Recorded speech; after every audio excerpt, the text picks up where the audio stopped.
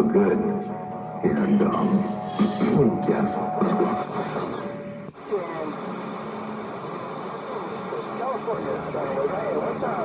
Oh, no, I abolished that idea.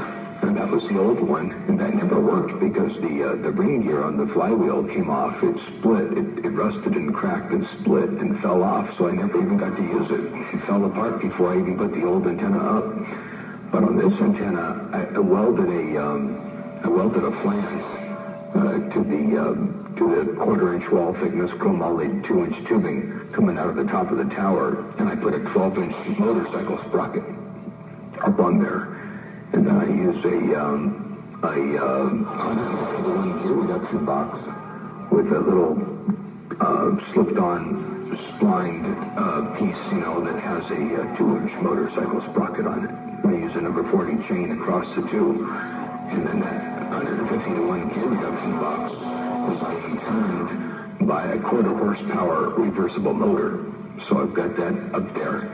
And it works pretty good. The motor turns a little bit fast, so I've been a pulse with it. Right now it's a little bit on the fast side, but I'm going to pulse with it so I can slow down the motor a little bit. And it should work out real good. But yeah, I've got the salsa motors up there now. I've got directionality control. I can sit there. I've got a wind direction gauge that's about 8 or 9 inches in diameter. And it was for wind direction at a radio station way back in the 50s. And when we decommissioned the station and moved it, they never used this thing, so I used it. I put my own Selson motor on it, and I'm using it as a antenna direction. It still says wind direction on it, but I know in my head that it's really the antenna. But anyway, yeah, it's working pretty good. So 50-to-1 gear reduction plus the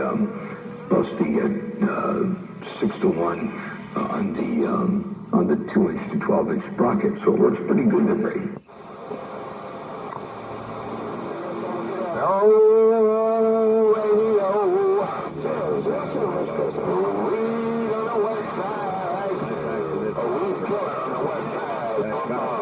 Stand by and have us at sea. I'm out. 247 is a little rough and tough, man. Let me get out of the way. Just wanted to bump it down and say, hey, 247, big boss. Big boss on the big driver, West Coast. Bye. Yeah, 10-4, I got you. And, so yeah, you know what's going on over here. It's kind of a weird idea, but it works. It's simple, it's cheap. See, I don't have any limit switches up there yet, so I got to make sure I always go back around. There's 2 points I never cross, 2 dots that I put on the direction gauge, and if I never exceed those dots, then there's no chance of ever overlapping the coax and forgetting where I am on the rotor.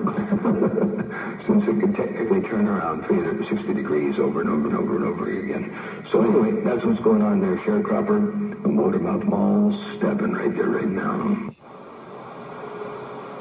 Hey, smokestack, my 150 watts doesn't seem to want you. What's up in that hammer? That hurts.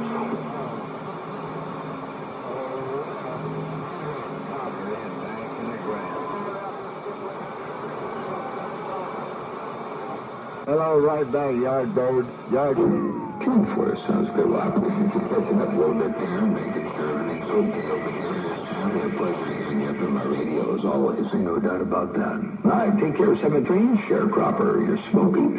And do me a favor, when you hear my neighbor Copperhead up in there, I think he's talking to 357 in Tennessee. So let me get my knees up in the breeze. Say 7-3s for now, and I'll catch you back in a short Sharecropper motor mouth mall working this little bitty thing right here, right now I got down.